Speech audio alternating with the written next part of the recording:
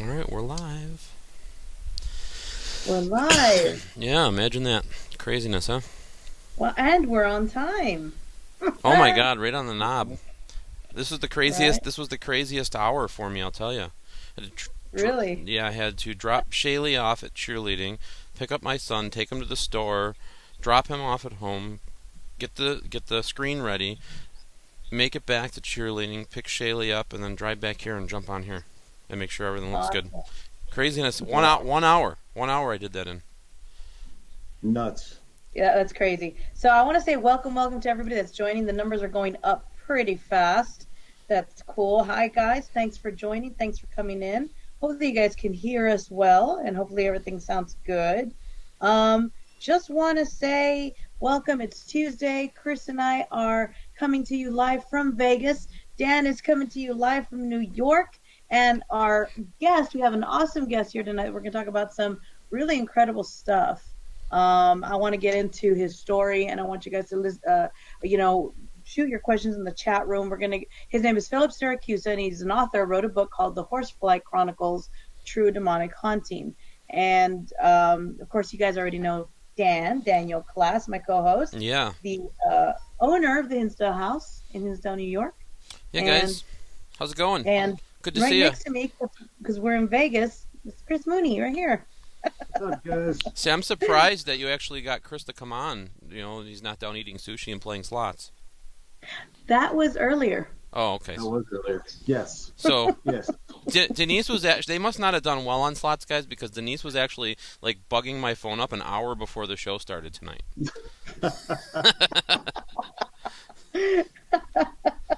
Oh, awesome. Look, the numbers are way up now. So let's get, first of all, welcome everyone. It's your Paranormal Tuesday, one of your favorite shows.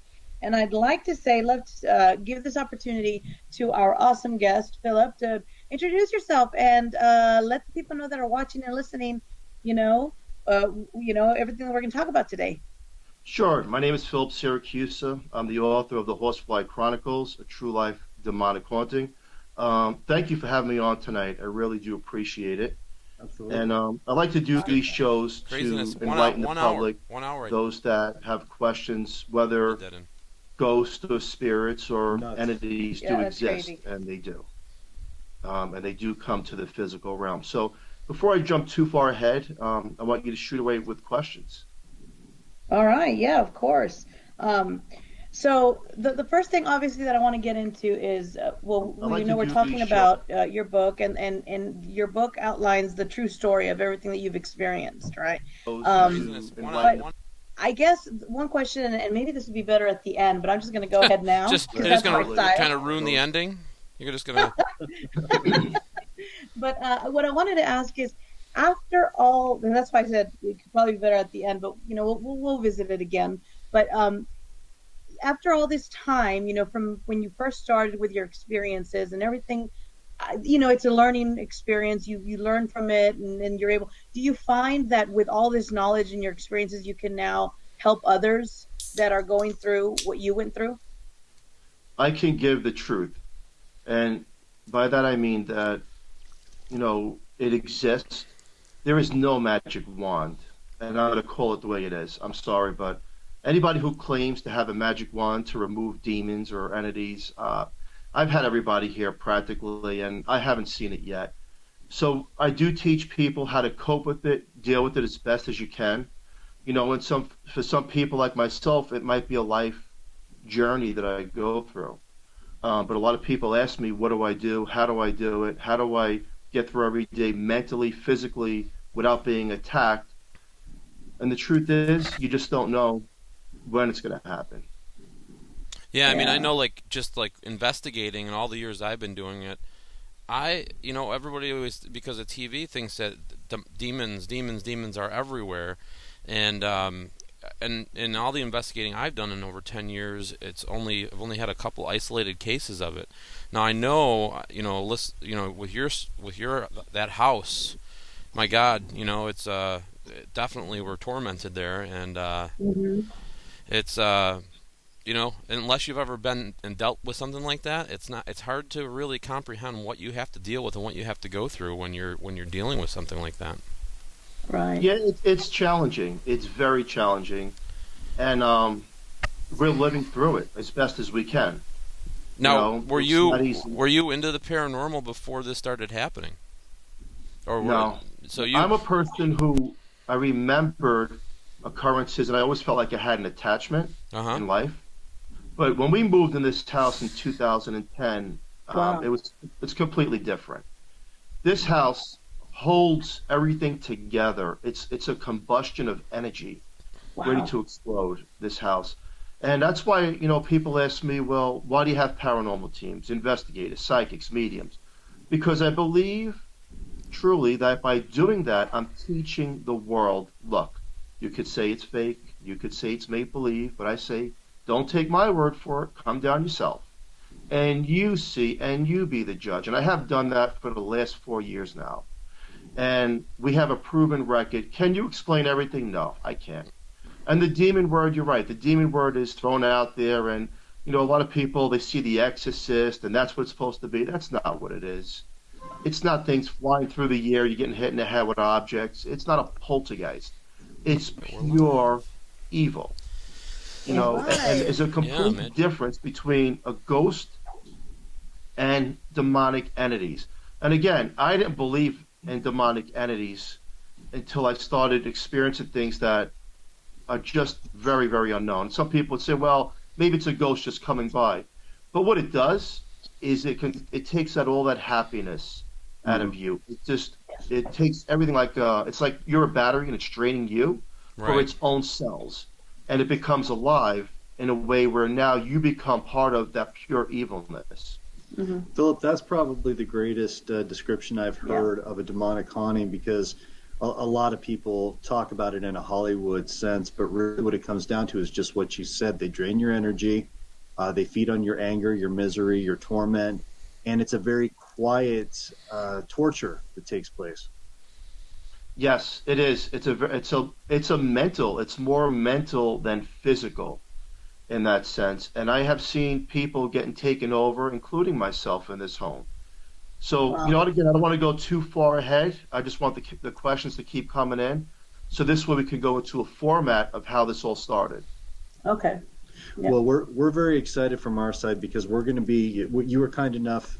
You and your wife were kind enough to invite Dee and myself out to the house this coming Saturday. We're going to be doing a full investigation. We're going to be filming a live Ghost Box Chronicles while we're there to see if we can document some of the things that are taking place, and we really appreciate that. But I'm not usually hesitant about investigations, but this one, just from the outlying things that I'm hearing, we're definitely taking a lot of precautions coming in. What were some of the first signs of a haunting in the house that you started really questioning your beliefs and really started to question your whole is this for real type of thing? Like, what started happening? I mean, that's a great question. Back in 2009, I lived in a different part of Pennsylvania. Mm-hmm. I went online because we were ready to buy another home. We wanted to move. And I found this home, which I'm in now, online. And I called up the real estate agent, and they said it's under contract. So long and behold, we couldn't get this house.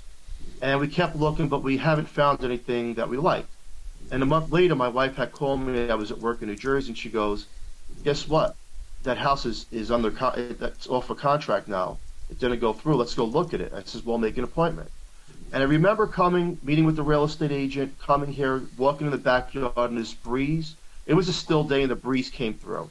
Could be a coincidence. I'll rule it as coincidence, maybe. Then we did a walk through the home, to see if we like it. And then I went into the basement, and this one room, which is called a portal, mm-hmm. The guy had an exercise machine in there. It was painted red. I was down there alone. It didn't feel right. It felt like it was off. Wow. We went through a lot to get the house because the people that was selling it, there was a lot of obstacles, and I let go a few times. And long and behold, we wound up getting the home. And the first 6 months, it's a beautiful home in an estate neighborhood. The first 6 months, the family moves in. It's peaceful. We're all happy. I'm working long hours. And then it wasn't up until about 7-8 months in that my son said his toys are going off by themselves in the basement. We're all happy. And I didn't want to hear it. And that was the first sign of something slowly starting to occur. And it was like it welcomed its new family. Now, what's interesting is that on the real estate pictures, there was an orb, this big circle, some are dust particles, as we know, but this one was big, and it was on the real estate picture over the pool table that was in the basement at the time. And, looking back now, I always call paranormal, if you live this life, it's like a puzzle. And as I look back at the puzzle, it like called us in. Like, come on, you're the family for us. Wow. Yeah. So you believe it actually chose you then? Yes. Yeah. Because we could have picked any other house. There was a lot of beautiful homes that we were looking at in the market. But it just so happened that it was like it was off the market and it pulled us in like, you're the family. Come on. We're going to help you get through this and get this home. That's And I'm crazy. going to tell people straight out. I want to say this. If you really love a home, think twice. Because it just might be what we're dealing with. Wow. There's that you can get that sense of, well, it's just too calling for us. It's like pulling us in, like it threw out a fishing line, and here we are 9 years later. Wow, that's incredible. And I just wanted to mention, I was really happy to hear you say that there's a complete difference between demonic haunting and a regular haunting with a ghost. That because you do have people that say, well, it's not a ghost, it's all demonic. They're all demons, and I don't believe that at all. Not one bit. I do believe that there's a big difference between the two. That ghosts are ghosts, and demonic hauntings and energy, they're evil. It's different. It's a low-lying energy, and I truly believe that. And the reason why I'm stating that is because a question came in from Karen Richard Palmer. Says, question, how do you determine if a haunting is demonic or just a normal haunting? And I'm going to give this one to you, Philip, because I feel like you can definitely answer this because you were able to determine what you were going through was just evil. So after those toys started going off, here's how it slowly transitioned, and we found out what we're dealing with. We were in the living room, we were watching TV, and this shadow came by, very dark shadow. You think it's the lights, the bulbs. I rule out everything. I mean, I try to debunk everything because I want to live a normal life, And we all didn't feel right. We felt like there was this heaviness in the living room. And I remember getting a picture that I had purchased years prior, house to house, and I went in the backyard and I smashed it with my kids, thinking that it was holding some kind of negative energy. And but that was only the trigger point. It was like, okay, we got you. And after that point, I contacted a paranormal team. And I wanted to hear, there's nothing here, it's in your mind, it's a beautiful home, goodbye. That's what I really wanted to hear, Of course. But what I did hear was, you're dealing with malevolent spirits, and I wanted proof that, okay, what is it? What do you mean it's malevolent? And they said, well, these are demons. These are demonic entities. And I'm going to say this, that, no, you don't see demons with horns walking around. It's not like that. The difference between the ghost and the demonic entity, again, this is not The Exorcist, where it's all fictionized and people's heads are spinning. Ghost, you will get a sensation if you're a psychic medium, or thoughts or a smell or feeling of, okay, somebody else is around here. I can feel their presence. They're trying to tell me something, whether it's through mental, telepathy, however it is. Demonic energy, evil energy, is something that knows way ahead of time what you're going to do before you do it. And it gives you negative thoughts, a feeling of pure evil, like you're part of it and you're controlled by it. And I hate to say it, but I have seen that in this home over and over again. And I thought it was psychosomatic, right? One tells the other, and it's psychosomatic, and it's the power of suggestion. And what I said is, I want this house loaded with equipment from various paranormal teams. And I did it. And what they caught was EVPs of growls, pictures of unnatural things, not your friendly spirit. And one of the pictures that I do have posted way down on my Facebook that was caught 2 years ago looks like Goatman. Wow. In the basement where I am right now. So you start having teams coming in, and you're investigating, and you're starting to kind of come to a conclusion of what the heck is going on here. What type of things are happening to you and your wife? Like anything physical besides like the feeling sorrow and did you guys ever attempt to maybe hurt yourselves, or did anything ever lash out at you when you were bringing these teams in here to try to figure out what was going on? That's a very good question. And years ago, after the paranormal team was here, and I wanted to document what we wake up to every morning, what we go to sleep to at night, because I believe that a true investigation is not 4 hours. It's not. No. If you're really going to investigate, you have to see what the family is dealing with morning, afternoon, night, how people's temperaments are different, the different energies in the home, and I did just that. And I remember the medium telling me, I can't take it no more. It's following me back in my own house, and then she had a bite mark. Oh my God! Again, is the power of the mind that she had scratches, and I try to rule everything out. That's what I do. I rule everything out, and it says, you know what? You say you're being attacked. I do see the marks. Let me have another team come here and validate what's going on. But a team that doesn't know anybody and really doesn't believe in demonic entities. That's what I want. And they came here, and about an hour in, they started fighting with each other. Oh my gosh. The team is arguing with each other, and I'm like, what's going on here? And I started to realize that this thing is playing off of people. And what it does, it bounces from one person to the next. Wow. It's sort of like a bipolar to a person, where I'm happy, now I'm evil. I'm happy, now I'm evil. Then it jumps to the next host, and it bounces around very quickly. Wow. In fact, it knows what you're going to do before you do it. The book that I had written, the Horsefly Chronicles, one of the original mediums on this case at the table read, before that book was released on Amazon in New Jersey, she had no idea what the last page was. And we were on Darkness Radio with Dave Schrader, and at the end of the show, she goes, I have to talk to you. It's important. So we're sitting at a dining room table, and I see this girl's eyes turn black, and I got the chills. And I'm a pretty big guy, but I was scared. And she leans up, and she tells me word for word of the last page of the book, and she goes, don't mess with me. And she was ice cold. Oh my and God. I'm going to tell you, there is nothing that scared me more at that point. That told me that the demon was saying, hey, we know what you're going to do before you make that move, so be careful. Oh my God. Later, and I just want to say that she was on the case, and that she tried to commit suicide by driving off of a bridge. Wow. Wow. Philip, on that same line, just a quick follow-up on that. Dee and I are actually working on a book right now about something very similar, talking about locations and entities within those locations that really do what you're talking about. They feed off of people. And when they do that, they do jump from person to person. But have you seen with your location almost an obsession from investigators or other individuals about having to come back to the location, feeling like there's a need to experience the energy? No. No. In fact, it's the complete opposite. Okay. The last team that was here about a month ago,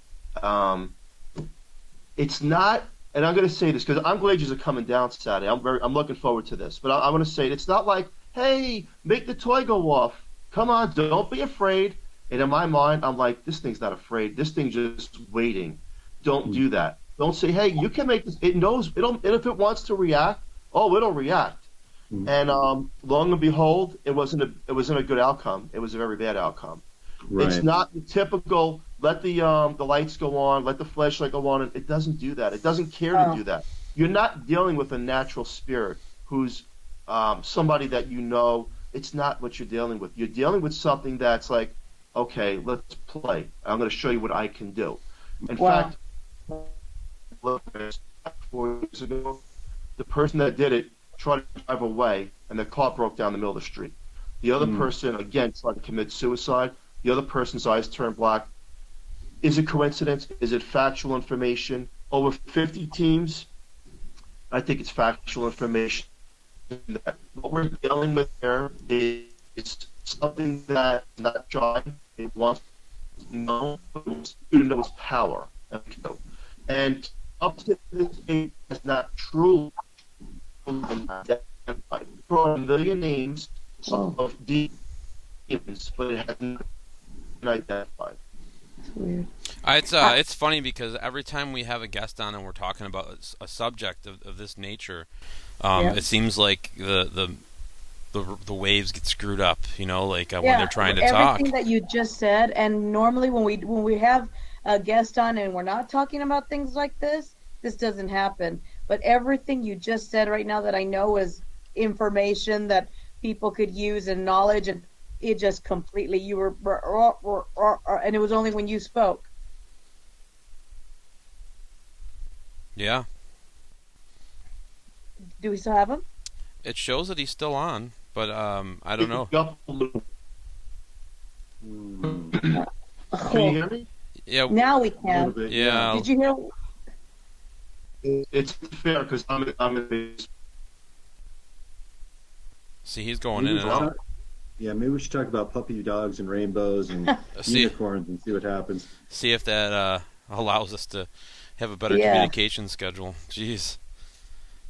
I know, and everything was good. And it's the truth, guys. If you guys have seen our other episodes, it's like this, and whatever is in his house right now, I'm sure they don't want it being talked about. It does stir it up.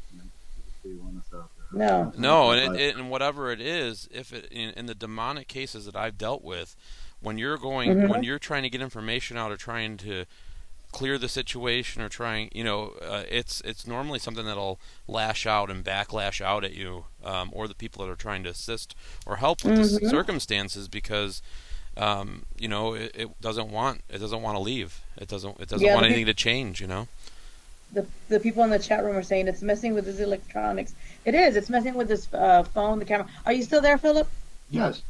Yes. Can you hear me? There he is now. See? Yes. Now that you're not talking, it's okay. It's you got to admit there's something a little weird about that. Yeah, it's very heavy down here now.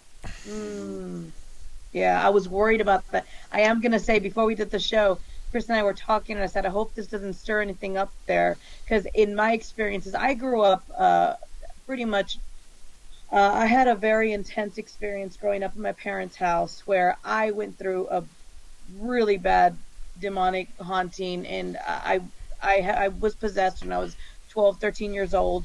And I went to church with my mom. They did the whole, and it was a process, but I survived it, and I'm here now. Once something like that happens to you, it never truly leaves. I'm not saying I'm possessed right now, but you always feel that thing lurking around you, just waiting to come back. And you have to know, once that happens, you're stronger. You know how to not let it in, but you feel it always lurking around. And when I'm at my mom's house, if I talk about it, the feeling in the room, in my old bedroom, gets very heavy. Yes, that's crazy. That's exactly what happens. Yep. In fact, this home, again, it feeds off of you, right? Just like you're saying, once you start talking, it acknowledges what you're saying, and if you say things it doesn't like, then it'll interfere with everything. Wow. Philip, the people in the chat room were asking if you could go back and repeat what you were talking about. Attempt to. Yeah, that's funny. I'm hosting a watch party too, and they were saying the same thing. I think it was just about basically how they lash out when you try to, whatever's there. Whenever you try to bring somebody in or make some light of something, what happens in the house, or what may happen to somebody that's coming into this situation. Unbeknownst to them. Okay, so here's what we've learned. What we've learned is that if you come into the home without a cross and holy water, and you're very passive, like, you just want to investigate, chances are nothing's going to happen to you. You're going to get what you're looking for. If it lets you, it'll let you know, when it's too much. And that's it.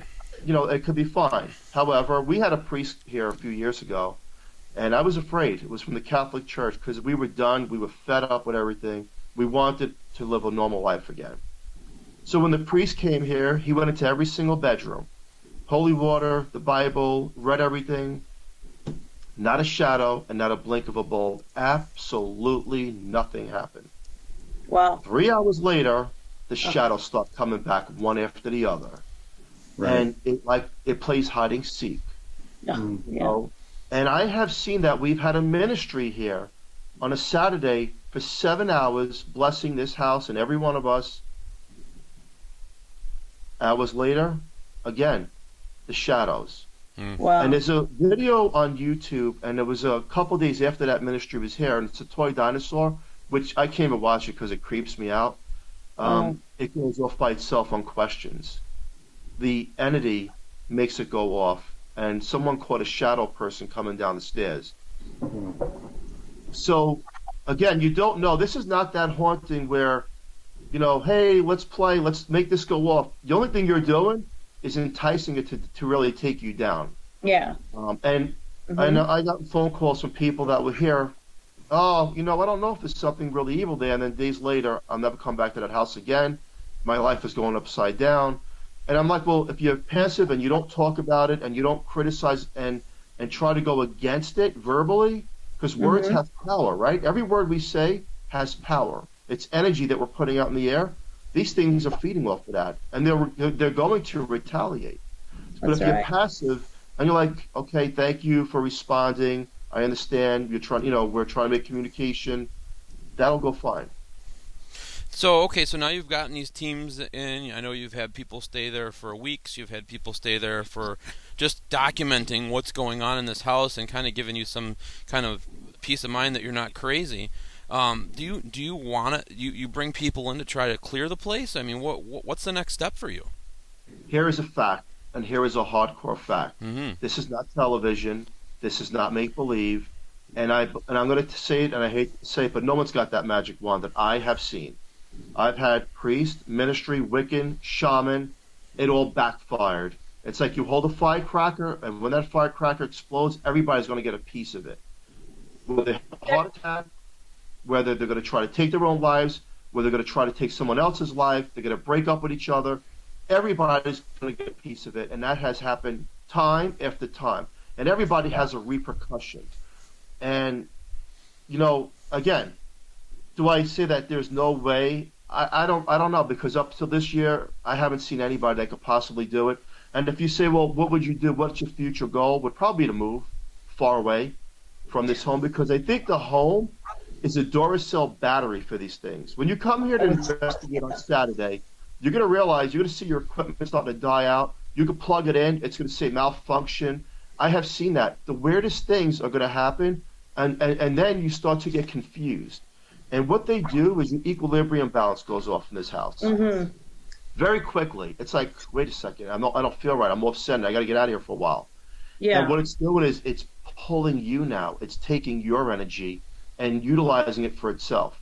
Now, we had dinner with a ghost here, very, very well known. They were here in July. People pay to come here.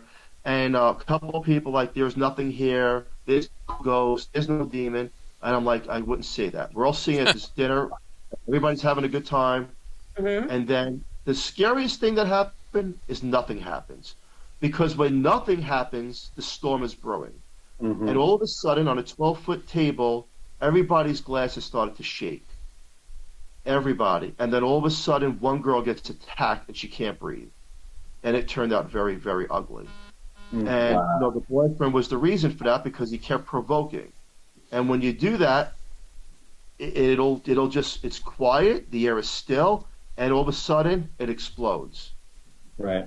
Well, I think people are so, just from watching the shows, they expect something just to happen, just as the Hinsdale house, like people expect to just come there and sit down for an hour and get all their expectations met, and it just doesn't happen that way. And it doesn't work like that. No. First, there's no time in the spiritual world. We know that. There is absolutely no time. Second is, the way we think and we try to rationalize as human beings, spirits don't care to rationalize sometimes.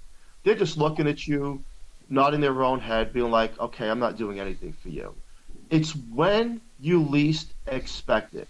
And the best evidence is the most quiet evidence, because when no one's saying anything, they'll let you know, okay, we're here and we're going to play with you. Whether it's good or if it's evil, and again, evilness, when you come Saturday, I know you've been to a lot of locations. I am really looking forward to this. for investigation studies to prove to the world Mm-hmm. what you do and what we live with.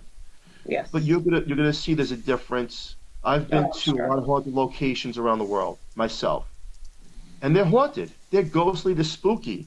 It's eerie. But here, it's like everything's combined in a bottle, ready to like go boom. It's like a shark tank, and you're walking through it.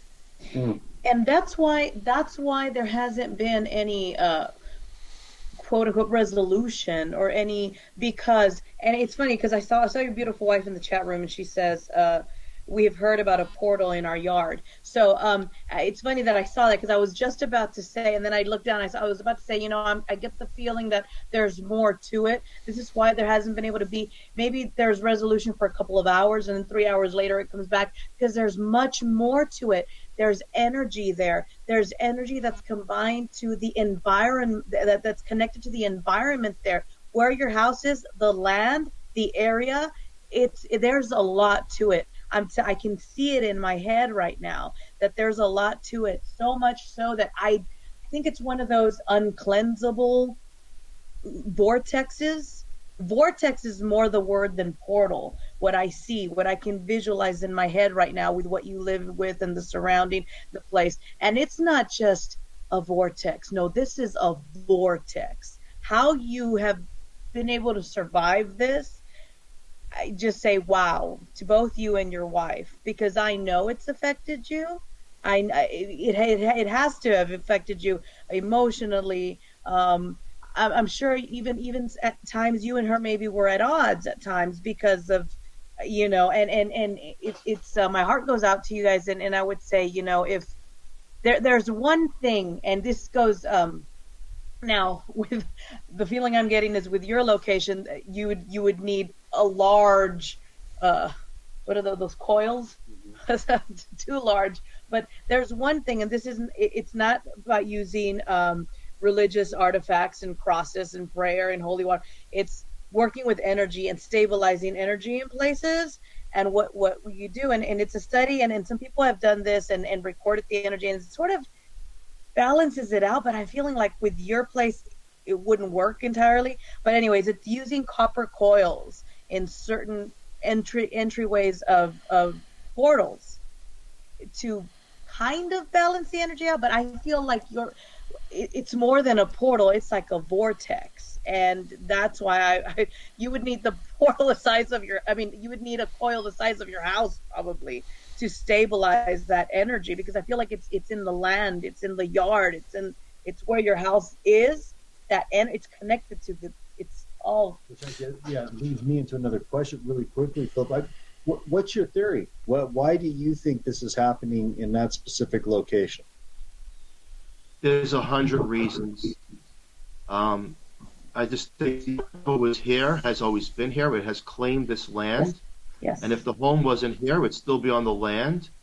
And it's very, very dominant. And when a lot of people bring their equipment in, we hear a girl voice, and then we hear the bad people are coming, the bad man's coming. Oh. And all of a sudden, that's when the evil voices, the growl, start to come through. So it's as if we're going to go back 50,000 years ago. Whatever happened here on this land is a residual, and it doesn't leave. It doesn't want to leave because it's feeding off of it. It's getting its energy from this land. The people that we bought this house from, they were miserable. They were not happy. And again, it's a beautiful home. Like, well, what's wrong with these people? Now, we're the third owners, and the home was built in 1996. And I'm saying to myself, wait a second now. The house across from me turned over twice, to the left of me 3 times, to the right of me 2 times. Have you talked to these neighbors? No. No, you haven't. I wonder if they're. I know, but it's. I mean, they're leaving for a reason. I mean, there's got to be something that's. Maybe it's not just your house. Maybe it's. Is it possible when it's quiet at your house? Maybe something's happening at one of these other places. I mean, it's. I mean, it's just a thought. I mean, if the turnover right there is that high, I mean, I can't even imagine. I mean, maybe it's the whole plot of land. I mean, it could be bigger than you think, Denise. I mean, it's crazy to think about. Yeah, that's true. There's a possibility. Wow. And They're asking in the chat room. Mary Ellen Cooper says, "Is this Native American territory?" Someone had did research for us, and they had discovered that the Iroquois Indians had lost a treaty on this land by the Forks Delaware River. They were slaughtered. A lot of times, Stagecoach. yeah, a lot of times when there's something, you know, the natives really connected to all energies. You know, they were the true balanced people. They go back, the ancient ways of doing things, respecting the lower level entities and working with the higher level entities. And it was all about respect for them. It was all about keeping everything appeased and making offerings and doing things like that to keep things appeased. Now, if this was, like you're saying, the Iroquois lost a treaty there, and their medicine, shaman,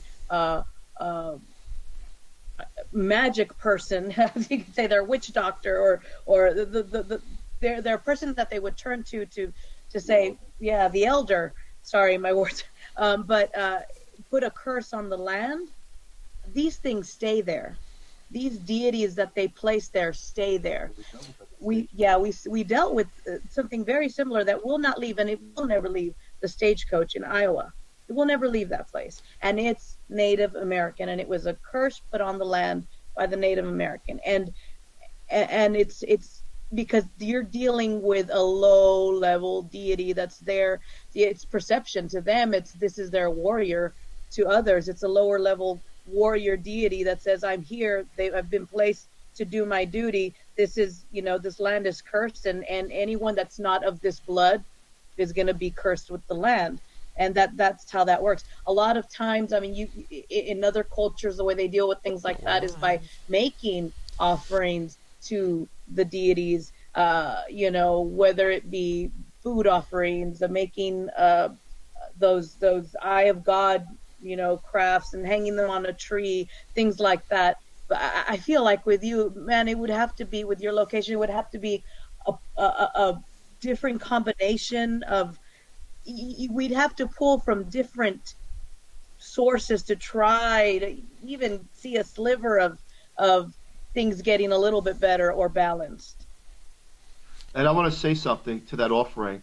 The person that discovered the Iroquois Indians were here on the land and lost the treaty, they told us to make an offering. So Okay. they told my wife to bring food down and a glass of wine into the basement. Okay. And when she did, that's when Goatman was caught coming from the ground. Wow. Wow. Goatman. So you've had shamans there. You've had all different types of priests there, and nothing that they've done is able to help the situation. No, it backfires. It's really bad, and it's scary. Look, I'm 51 years old. I've been through a lot. But it's very scary. And I question myself a lot of times, like, is this real? Is this true? Am I actually living this? And what you see, it looks like snakes coming on the walls, like snake shadows, all over the walls after people investigate or try to remove it if they're really trying to provoke this thing. And it gets really bad. And everybody starts fighting, screaming. Nothing works. Cell phones go dead. The TV doesn't want to go on. It knows how to manipulate electricity, your car. It goes after everybody. Wow. So, again, it's interesting, right? It's very interesting. And for the skeptic and the person that doesn't believe in these things actually exist, and we're living proof. That's why I do the shows. That's why I have teams come down. Not everybody's going to capture everything when you want it. It doesn't work like that. I'm sorry. It doesn't.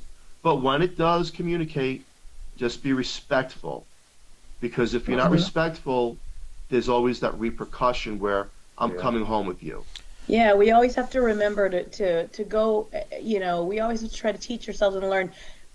That's why, the ancients, the natives, they knew how, they were in tune with everything, whether it be, of the lighter side of the spectrum or the darker side of the spectrum. They knew how to walk that line and how to be in balance. And like you said, you have to go in respectful. You have to, it may not be, because I get a lot of people that say, you can't go in respectful to that, especially if it's demonic. You have to go in and fight. No. You have to go in you can't stir it up. You can't. You've got because when you go in with an attitude like that, you're giving that energy what it wants. You're giving it energy.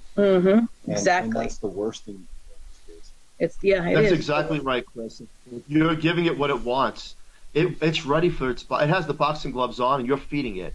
Yes. So that's the one thing you don't do is say, I'm going to remove you. I'm going to do this. I'm going to do that, because what you're doing is you're giving it the energy, and it's then it's game on with this thing. Right. Yeah. Right.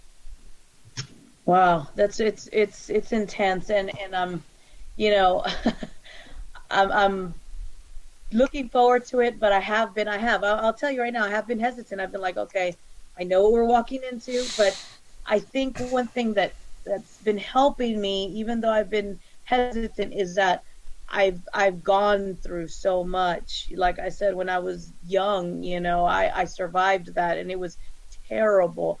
I mean, terrible. The torture that you feel, the nightmares that I would have and feel like I was being pulled apart and wake up screaming. I mean, that was torture. And I'm like, okay, you know, they say once you've gone through that, it makes you stronger and you can face it. And maybe that's what this place needs to go, you know, people that, I'm sure it's made you and Julia much stronger, you know, in being able to go into other places and other locations and now helping other people as well.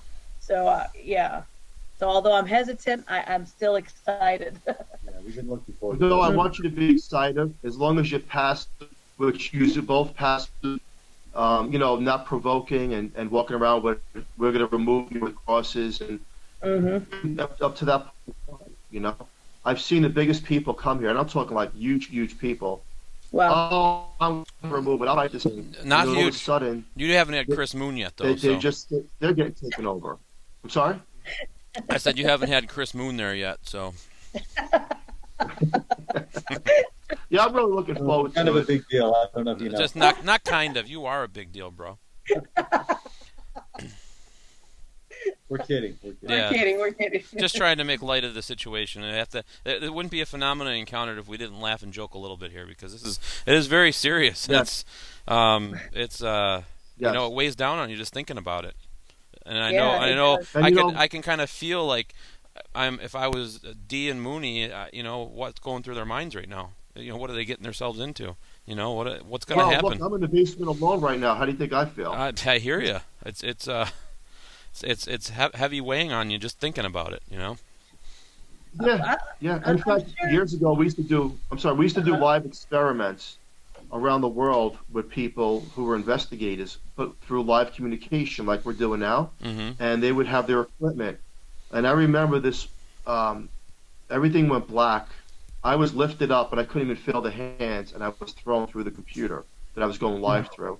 And I couldn't get out of the room. I had no strength. I couldn't get myself up. And I felt like there was something holding me down. And that was probably one of the most evil things that was happening. And everybody on that live stream didn't talk to each other anymore. Wow. That's just intense. You know, not trying to joke or anything, but I was going to say, you know, you're making me not want to go. I'm just kidding. Oh, yeah, like that's ever stopped you before. No. I'm trying to make people in the chat room laugh and stuff. But really, another question that I wanted to ask is, well, and you said you moved in there in 2010, correct? Yes. Okay, so 2010 to now, you've been there for quite some time. Have you all ever had periods of calmness where you think, well, things are good now? Yeah, the lull. I'm sorry, you broke up. Oh. Have you ever had a time where it feels like everything just calms down and it feels like, hey, maybe we're finally through this, and you have that lull that happens? You let your guard down maybe a little. They want you to let your guard down. Yeah, you know, after one of the deacon and the reverend were here, and they left, and the next day everything was calm. It was beautiful. It was a Sunday morning. My kids woke up. They were playing with their toys in the living room. They had tears in their eyes. Me and my wife hugged each other like, wow, it's gone. It's gone. And but that wasn't the case. It was just playing. and we fed right into it because that night hell broke loose. The lights started flickering, Oh my and God. it plays tricks, right? It plays tricks where we're not here, and then all of a sudden we're coming for you and everybody else. So that little period of calmness never really lasts for more than a day. No, Oh my not at goodness. all. Wow. And you hit it on the head, Denise, when you said that, about the energy. What was discovered in this home is that there's waves of energy that keep shooting through this house, and people saying that it's just so much. It's not like you have one ghost that's roaming the house, right? And you could pretty much deal with it. You're not going to feel these evil thoughts or hatred towards people. It's a wave. It's an abundance of these things. And I don't believe in goat man. I mean, come on, goat man. It's something I would think is out of a fiction book, right? But when I got a picture of this thing, and I'm trying to say, well, is it Matrix in? Is it really this thing because of an offering? I show this picture to numerous people. You can't debunk it. It is what it is. It's not the full figure. You see the horns on this thing, and it's not friendly. It's like I can make myself be whatever I want to be. And I want to say this. This is very, very important that I say this. One of the pictures that were caught here a couple of years ago was a boy on the banister on the third floor. Looked like a boy. The next night, in the same exact spot, was an evil-looking thing. In the same exact spot, it wasn't a boy. What does that tell me? It tells me that these things can shapeshift. And if it really is that these Indians are doing it, they're called skinwalkers, where they can make themselves transparent to what they want. Yeah. And they could do what they want. And a lot of times around here, I remember taking pictures and thinking that it's one of us, and it's not one of us. It's like something pretending to be. Wow. And Phil, just as a side note, we just wanted to share a commonality. Another one, because when we were talking on the phone with you a couple days back, we were talking about the synchronicity of your book is the Horsefly Chronicles. Our show is the Ghost Box Chronicles. We're like, wow, that's a weird synchronicity. And right now, when you were talking about the Goat Man, you want to tell them? It's a very long story, but I'll make it short. We were doing a live investigation with Bloody Mary in New Orleans at her home, and she had opened the gates between the two worlds, and she had made a comment where she was welcoming in several different things, which included spirits of animals and things along those lines. We got busy that night. She failed to close the gate. We just got wrapped up. We went out to a local bar there in town, called the Mid-City Yacht Club, and Dee and I had a few drinks. We were getting ready to leave the location. We were walking down the street, heading back towards our car, and I swear to you that this happened. As we're walking by, there was a person, a young man, I'd say probably about 6 foot tall. He looked like he was out of the movie The Lost Boys, the 80s movie The Lost Boys. No joke. Walking towards us, and I'll explain this. And the first thing I noticed was a strange sound. It sounded like a clanking that was going on. And I just happened to look down at his foot, and I swear to you, there was an actual hoof on one of his feet. He had a boot on one and a hoof on the other. And you couldn't see the top of him. Yeah, this wasn't a prosthetic foot. This was an actual hoof. And he walked past me, and I thought, I drank too much. I'm like, I'm hallucinating. But I turned to her, and I looked at her, and she goes, oh, my God, that guy had a hoof for a foot.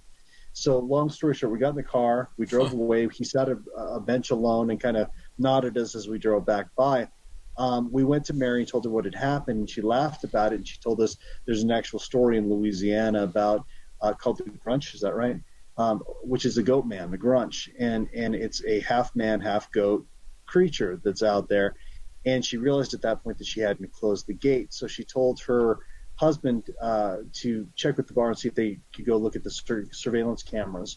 And when we finished our investigation, she closed the gates. We started returning back home, and she called us up and told us that the strangest thing had happened, that as we started walking down the street, you could see us walking towards this individual, but before he gets in frame, all the cameras went out, not only there, but throughout the city of New Orleans. All the closed-circuit cameras went out in New Orleans. And we believe that we actually came in contact with this creature they call the Goat Man. So it's very True ironic. story. Yeah, it's very True ironic story. that we're having a conversation about that. It's funny too that even at the Hinsdale house, back when the hauntings were happening to the family, she talks about a goat man that they captured in the backyard. I mean, there's numerous sightings of this creature.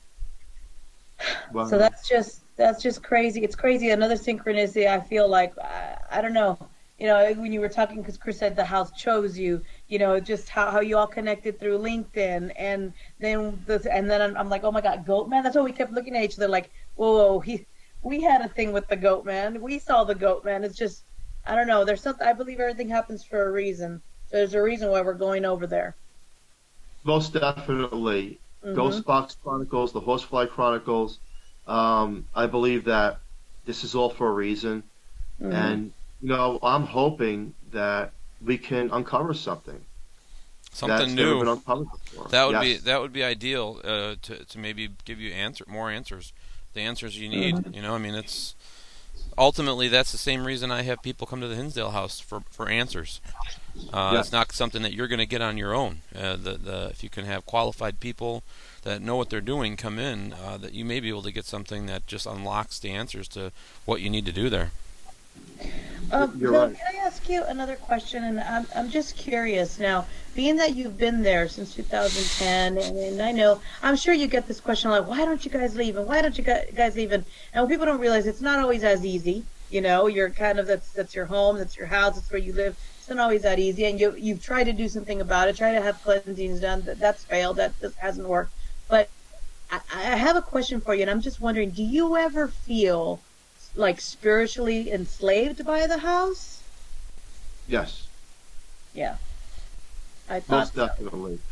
There's times I want to just run and never come back, ever, and leave everything behind. It's like, I'm out of here and I'm going to go far away. And then there's other times, what you just said, you just hit it on the head. It's like, you can't leave. You're part of it. Right? Yeah. That's what that we were talking. You know, I know you said Chris had asked about, do you ever get people that say, I need to go back, I need to go back? When you said no, in my head I said no, of course not, because the feel like you said it chose you. And at times you feel enslaved by the house, like you just can't leave. It's almost like you're the one that the house is using, you know? Yes. And yeah, exactly. Yeah. It's or it knew that they were the right people to bring more energy in the house, to use other people's energy. I mean, there's so many different things you can think about when you're the whole thought process there, because you allow investigators to come in. You allow new people into the house, and maybe that's what it wants. You know, people say to me, well, you know, aren't you amplifying the energy by letting investigators in? Well, here's the way I live, okay? I'd rather be a man that dies and teaches the world that this is true and it does exist for future development and understanding of ghosts and demons, rather than die a man that told the world nothing. Period. Yeah. No, I hear you. It's just like you're doing with the Hinsdale house. You're doing it because you're showing people, hey, this is real. You know, go see, go investigate. It's not going to happen every time you go there, but it's real, and that's what we do here. I have to live with it up until the time that, you know, this money invested here, and we are part of this. And, you know, Denise, you're 100% right on that. You hit it on the head.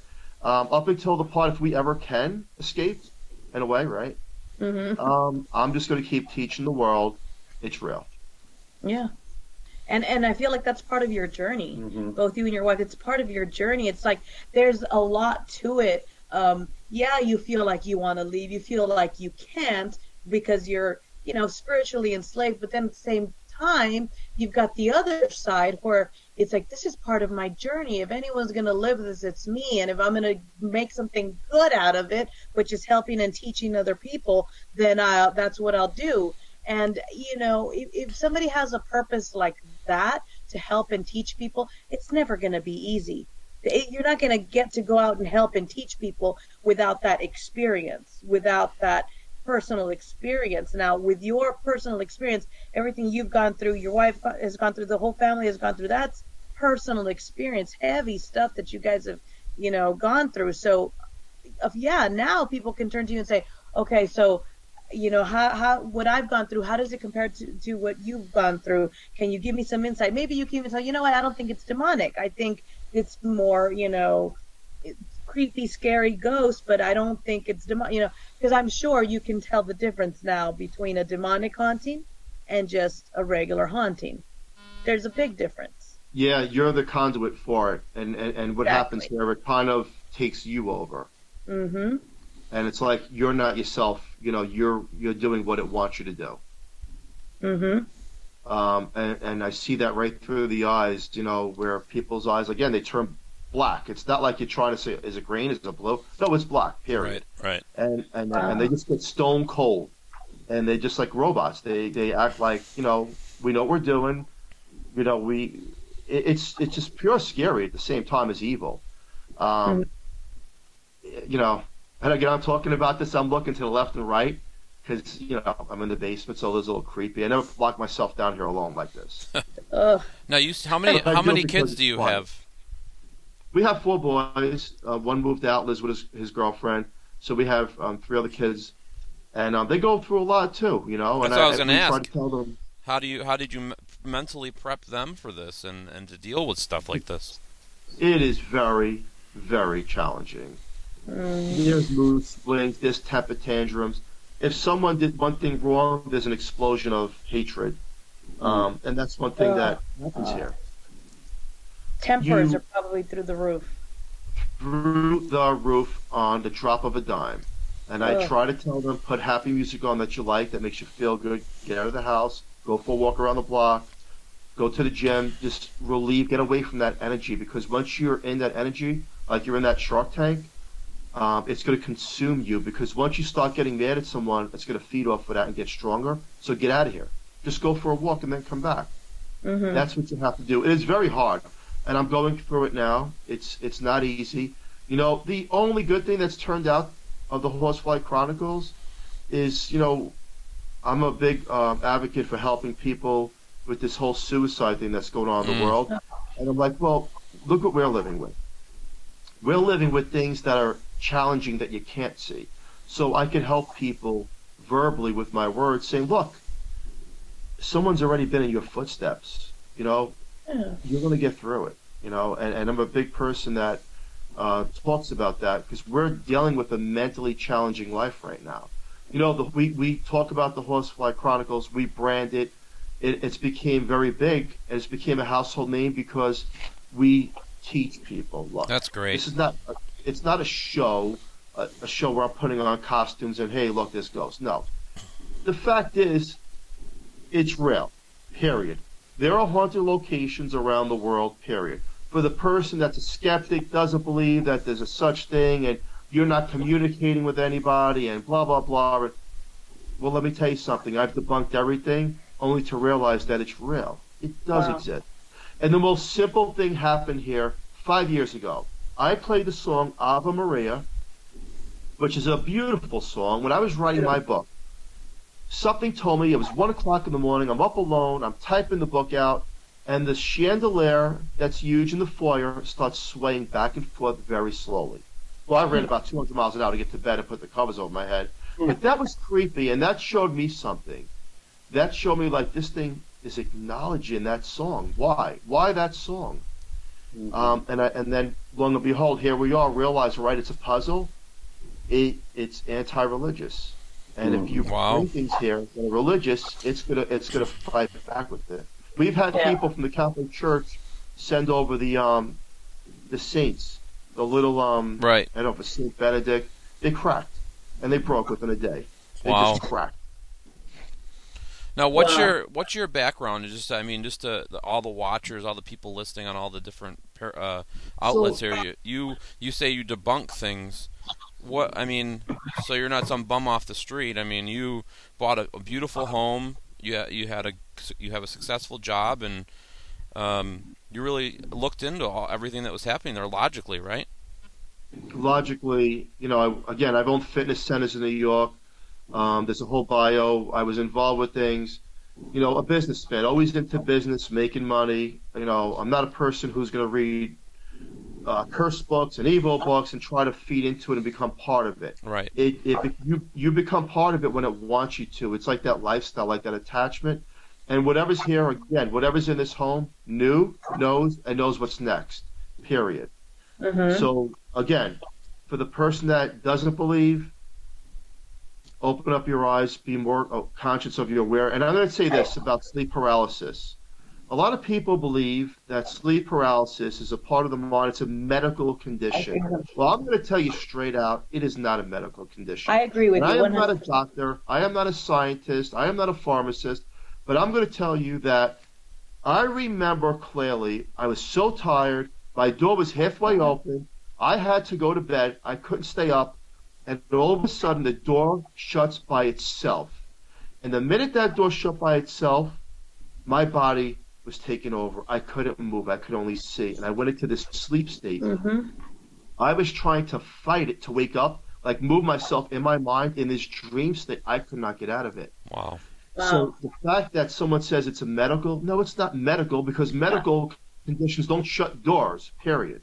Exactly. There you go. Exactly. I'm so happy to hear you say that, because it happened to me when I went through my, hell when I was much younger, where and they would say, well, it's sleep paralysis, that's normal. It was an awakening. No, this was something where I was awake, then all of a sudden I couldn't move, and things were happening around me. Voices were happening around me, and then I'd go into this, I don't know what state it would be, but I'd have to try and fight and to wake up making these sounds like, to try to wake yourself up, and then you realize that it's not you. I mean, that was not a scientific sleep paralysis thing in the brain, because I'll tell you what, I don't experience that anymore. If it was something in the brain or a condition, that would be something that would happen often, but it doesn't happen to me anymore. It happened when I was in that room, in that bedroom. So yeah, it's an entity, period. That's what it is. And just because something is not on Fox News or CNN or ABC, well, let me tell you something. They're all controlled anyway. What we're doing now is teaching people through social media. We're teaching people. No one else is going to teach you. You're not going to put on your favorite news station. They're going to teach you about ghosts or demons. They're going to tell you a 30-second briefing on it, ha, ha, ha, and that's it. It goes to the next episode. We're teaching people about it. We're living it. I'm living it. My family's living it. We are the ones who are setting the stone and those footprints for future generations. When they look back at the work that we've done, they'll understand the footprints we've walked through and that it does exist and how to cope with it. yeah, So it's true. So your book now, where is the best place for people to get an autographed copy of your book? You have to actually email me or send me a message. I have books here. I can autograph it. Otherwise, it's on Amazon. It's a read where, it tells my life story and what's going on here. And there's a book on Amazon. It's called The Curse of the Horsefly Chronicles. And what it is I didn't want people to believe what I was saying. I had the teams come here and put word for word what they have dealt with before, during, and after an investigation of my home, and I put it into a book. And there it is. Some of your best favorite people, there it is. Their names are in it, and they wrote those pages.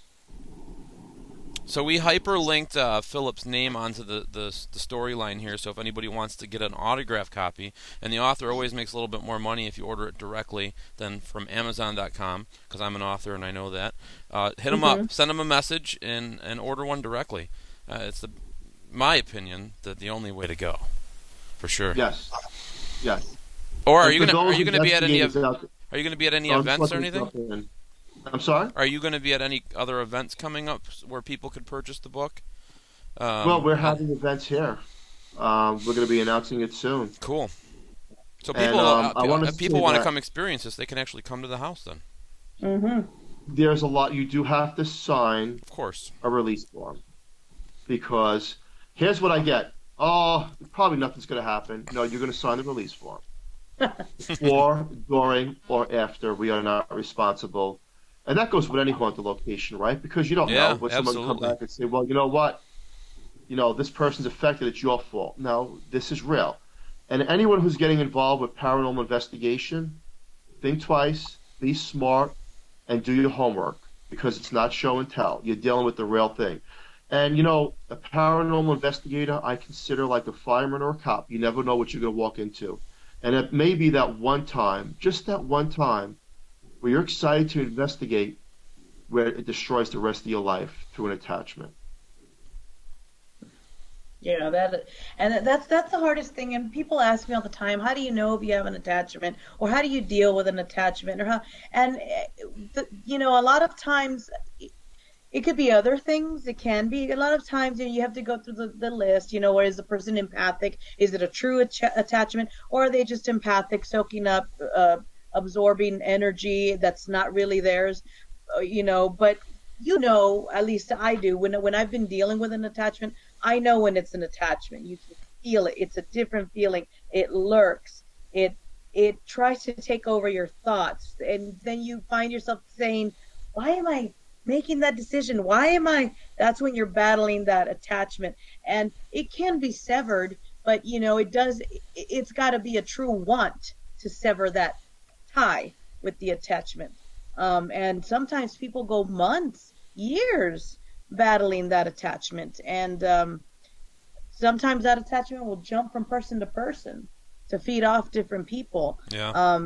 So it's so much. And I think going back to what you all are doing to helping people and teaching, educating people on this, I think it's a great thing. Not what has happened to you and your family, but just that it always amazes me when I see people that go through this, and then I say, you've turned it around. It's like, well, I better get some good out of this. And now you're using your hellish experience to help others, which that's a wonderful thing. And I just have to say, I want to let you know that Angelina Sierra Windward in here, she was saying, hold on, I just lost the, she says, she appreciate you making us aware more of your experience. Sorry it's been happening to you and your family. So there's a lot of people in the chat room right now that are really appreciative of sharing your story and the help that you all are offering to people that go continue. The continuing and even just allowing people to go in and research and learn about and see what it is. Because I'll tell you what, if people come up to you and say, well, I think you're faking it, or this whole thing is just, you know what, they won't know until they know. So. That's true. Mm-hmm. That's 100% true. Chris, can you tell everyone the device that you're going to bring here on Saturday and how it works and, all that good stuff? Yeah, absolutely. And I was just about to mention that, guys. Remember that you're going to be able to join us for part of the investigation live on Spirit Realm Network Facebook page coming up this Saturday. Pending there's no interference, right? Yeah, pending no interference, exactly. You never know, but I think we'll be good. I think we'll be okay. So the device I'm bringing in, and Phil, probably everybody in the chat room can tell you and your wife about the device and how we use it and everything. But it's a Frank's box. I was the very first person to use a ghost box in the field. The original Frank Sumption box I took out, and I use the device not so much as a paranormal investigation tool, but more of a psychic tool, a mediumship tool, where we go in with respect and really try to communicate with the entities that are there and give them voice and give them the opportunity to share their story, give us information, tell us why they're there, if there's anything that we can do to help them, or if there's anything that they demand, or whatever the case might be. So we're really coming in there not to disrupt things, but more to help give voice to everybody who's there and see what we can pull out of there. Mm-hmm. I mean, because there could be, I mean, you never know, there could be a situation where there's something else besides the dark energy that is already there. There could be a situation where maybe there's other spirits that are there that need to be released or that need help that are being held there by this demonic energy. It happens a lot in these situations. So, we might see that. We might see that happening. And if that is what we see, then maybe there's a way that through collective efforts we can try to help those that want to be freed. Because I mean, I do believe that there's such thing as attachments even in the afterlife. You know, that some Yes. Yeah. innocent spirits could be held against their will by a darker force. You know, and they sometimes are the ones crying out for help. Yes. So let me ask you, Denise, before you had said about this vortex that you were seeing, and Chris, you were talking about the device you're going to bring. How do you think that would work between the vortex and the device you're bringing? Do you think that we would get conclusive evidence?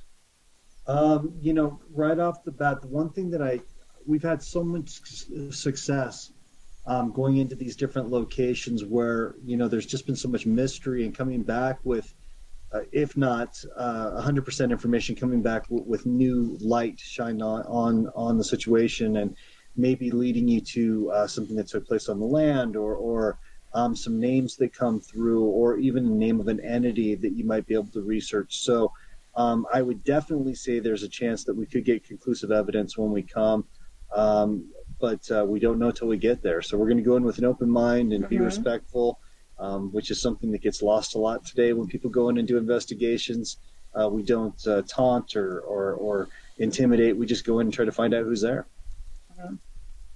That's great. And one more question here. There was a question. Carrie Richard Palmer wanted to know. She had a few questions. Says, how do their kids cope with what's in the house? Like your kids, how have they coped with what's in the house? And are they afraid to be in rooms alone? Yeah. Unfortunately, the little one, he's 9 years. He'll be 9 years old. He can't be alone. So we put him in bed, and me and my wife, he's in that room, because we've had investigators sleep in his bedroom. They got slapped in the face. Wow. Oh my gosh. Yeah. So he sleeps in our room. The other guys, we just try to be very passive, like, watch a good TV show. We can only do the best that we can do. There's so much where we just can't say, oh, it's evil, let's all sleep in one room and live in misery. Wow. You have to try to find that balance, right? We try to find the balance as best as we can. Is it unhealthy to live in this home for a very long time? Well, consider that we're the third owner. It's probably going to come a time where we're like, okay, we're going to peace out very far away from this home. But for right now, it's for investigation studies, because, like you said, we're part of it now. Right.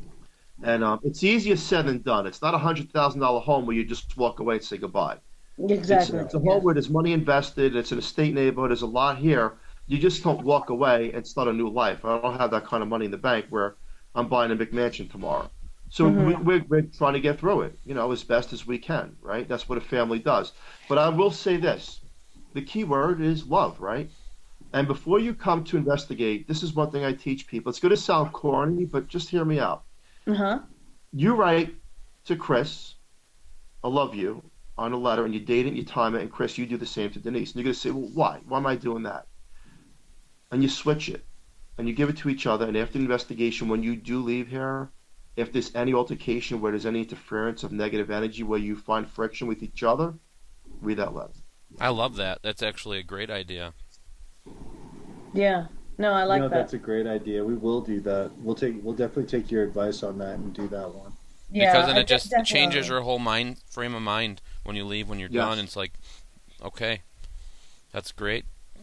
It definitely does. And Anthony, I was gonna say, sorry, I'm fighting with somebody in the chat room. I'm sorry. I was just gonna say our hashtag, when it comes down to it, Philip, is only love.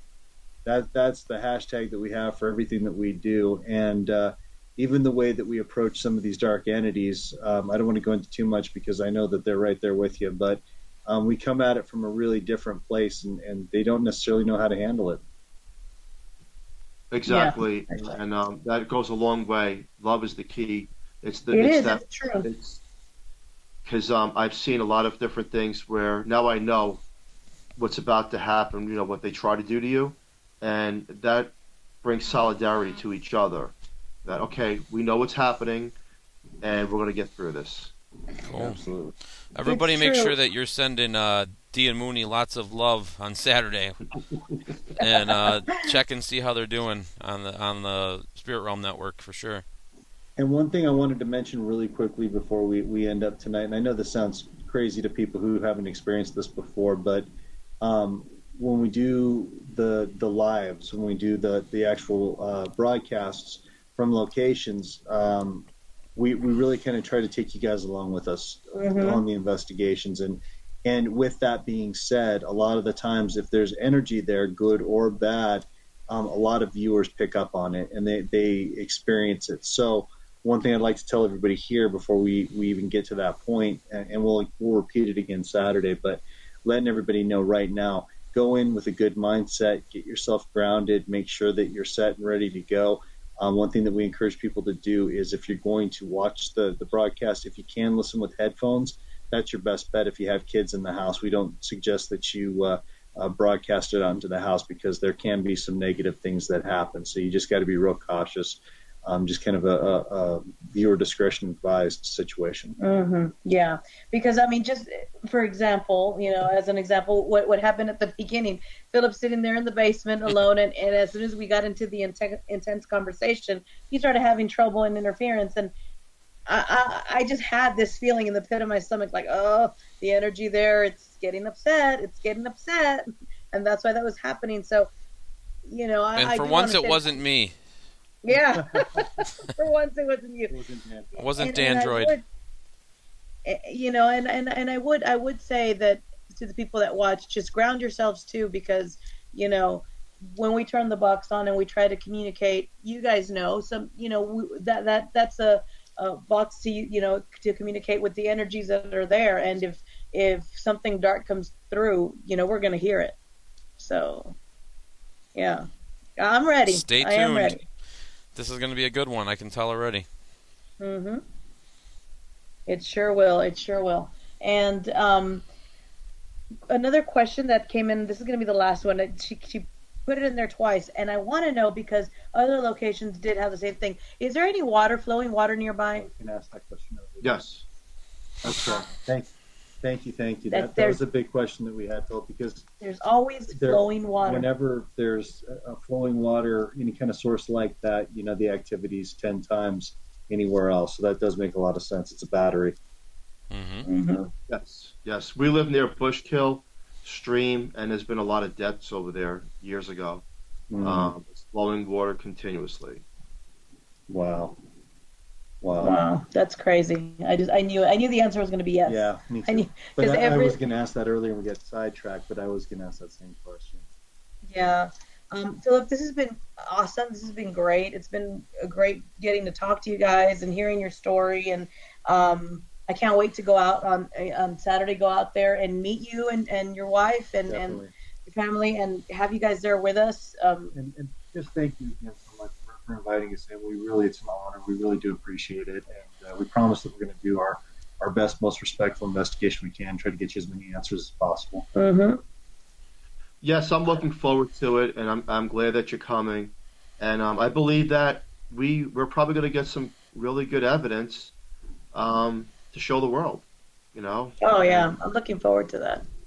And pass it on to other people, And this is what you do. You travel and, you go to locations and sort of what you're helping people understand it, right? I'm living it and you're traveling and helping people. So it all coincides with each other.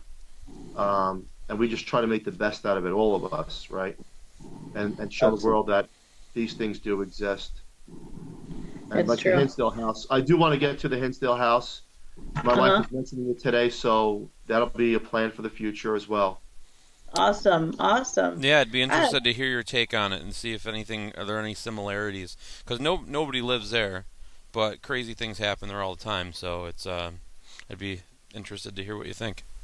It'd be great to do an event together there, Philip, at the Hinsdale house. Yeah, it's something we could definitely work on. I would love to.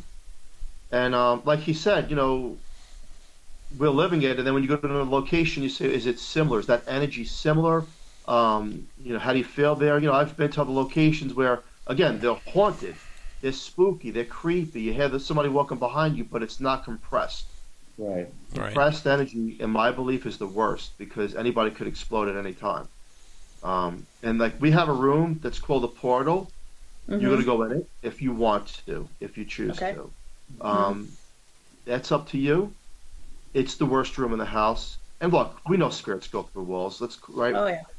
But that one room, people you seen on television, they lasted about 45 seconds. It's just different, and I don't know why. I really don't. I can't. It's different than the rest of the home. It's just something that like, okay, it's game on with this thing. Yeah. Kristen on my watch party wanted to know too if there's any cemeteries around close by. I just thought I'd throw it out there. Good question. I don't know of any that's really, really close that I would say has something to do with this. Mm-hmm. But then again, this was Euler's farm. It was all farmland. So there's possibility that, yeah. Huh. Back in the day, they used to bury their dead on their property too. So you never know. You just never know what you're dealing with. Yeah, that's true, Dan. You never know. Before we end, I just want to say because I was so wrapped up at the beginning of the show with, as you can see, Philip, I bounced all over the place. At the beginning, I asked you a question I should have asked at the end, and now I'm thinking of something I wanted to start with, and I completely forgot. I actually wanted to start the show with saying that I wanted to pay my respects and Lorraine Warren that passed away a couple days ago, and it was Friday, right? It was Friday? Thursday. So I wanted to start with that and give my respects, love and light to wishing her the best. May she rest her and her family. May she rest in peace. And she was, if there was a legend, she was a legend. They were pioneer legends and pioneer, exactly. I ended up doing. I did an episode of Paranormal State with Lorraine, and when you meet Lorraine, at least for us paranormal investigators, it's like meeting Ozzy Osbourne. It's like it's legendary. It's just one of those experiences. You're like, wow, I can't believe this is actually happening, and I was honored to get to meet her and get to know her a little bit. So I wanted to start with that, and I started with a question I should have. So I went in reverse today. It's not unlike you. Yeah, that's okay. Good. We got to keep her on track sometimes, but yeah. All respects to Lorraine Warren. She was great, and like you said, she was a pioneer. Right? And a woman with a lot of courage. I never met her. But everybody that came here tell me that she's the sweetest person, and she could be very thorough on her knowledge, and we thank her for that. And our condolences to the family as well from the Horsefly Chronicles home. Yeah. Absolutely. Well, Philip, we are going to start our 32-hour drive towards you. Tomorrow we're in Las Vegas right now. We have a college to do on Friday, and then we're making a 2-hour drive to you from there. So we're very excited to get there, and we'll come in with the right mindset and get this thing done. Karen Thompson says, thanks, Philip, for the great insight. Dee, Chris, and Daniel, thank you for another wonderful show. It makes me hungry for more. I'll just have to be patient. Much love and peace to all of you guys. If you want more of this show, Phenomenal Encountered every Tuesday here, same place, on Paranormal Warehouse at 9 Eastern every Tuesday. And Philip, we haven't told you this, and I'm going to tell you this on air, but I always do this. Dan laughs at me. We were planning after the investigation. We'd love to have you back, whether it be on this one or on Box Talk, either one. Love to have you back for a wrap up and just sort of discuss what happened. Oh, most definitely. Awesome. Most definitely looking forward to it. Great. And I want to leave off like this to everybody that's listening to this show. Respect each other, love each other, because there's going to come a time and a day when one of us aren't here. And we may try to make that communication barrier with those that have crossed. Love and respect go a long way, and I can promise you, through all my knowledge and research, to the listener and to the world, that we truly never, ever die. That's Amen. True. Amen. 100%. I agree with you 100%. Love it. All right, Dan, any final words? No, but why don't you do your final last saying? I will do that. Thanks for tuning in, guys. Love you all. Smile, and remember to make someone else smile, too. Bye-bye, guys. See you guys all next week.